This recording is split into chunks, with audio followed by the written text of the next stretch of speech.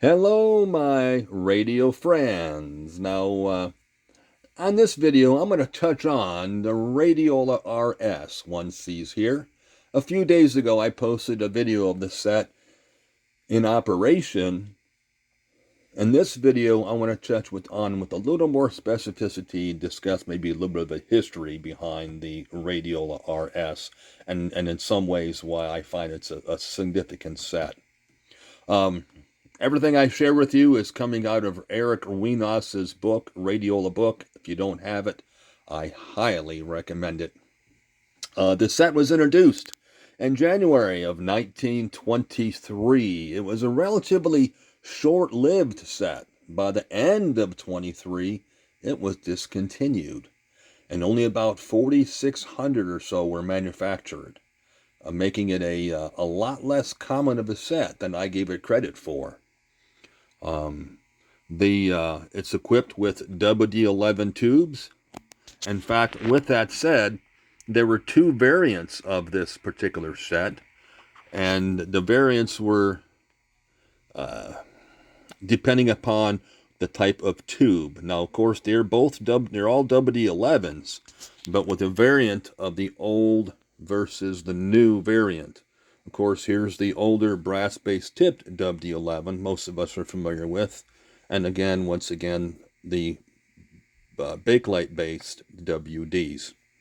The cabinets varied with size of holes for tube, depending upon what tube was being utilized.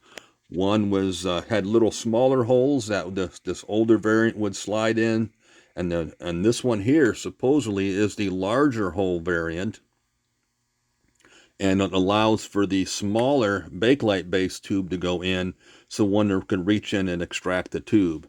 But I'm here to tell you, even with the larger holes, as they call it, it's still a chore to remove the WD-11 tube. And on a side note, if I may real quick, the brass-based tipped WDs, I have a few of them, and I tell you, I'll be the first to tell you that I utilize them. I have never had one go open in operation, and my thought process on it is, if you have them, they do no good sitting in your cabinet. So why not utilize them? Why not use them? And that's precisely what I do. I digress. Anyway, back to the set. I find that I truly enjoy this set. It performed far better than I had actually anticipated, and little better audio quality than I anticipated. And well, with that said, let's go ahead and power it up. Now, of course, I'm utilizing my reliable little RB. We'll come over here to the amplifier because this set was not designed to drive a speaker. It's simply designed for headphone use. But I'm powering the output to this amplifier, and it allows me to drive the speaker. Let's turn our filament up.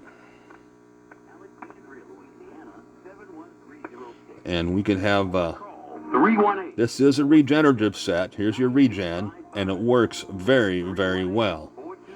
Here's 9255, and be sure that is a local religious station. Another faith-filled word with Pastor Broadnax on the Word of Faith Kingdom Church broadcast. Wonderful audio quality. Now we'll come across a little more. We'll pick up a.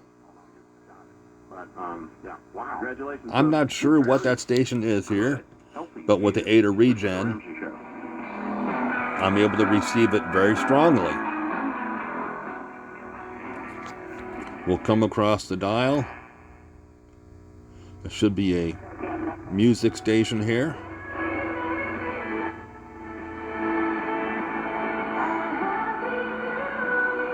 That's a relatively distant low power station down south of here. And there's a very strong religious station, local. Placed upon his body, and for a moment in time, God the Father turned his head away from God the Son. Jesus bore your penalty. But it has great audio quality.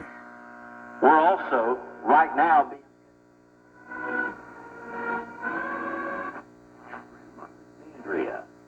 Now let's join the broadcast.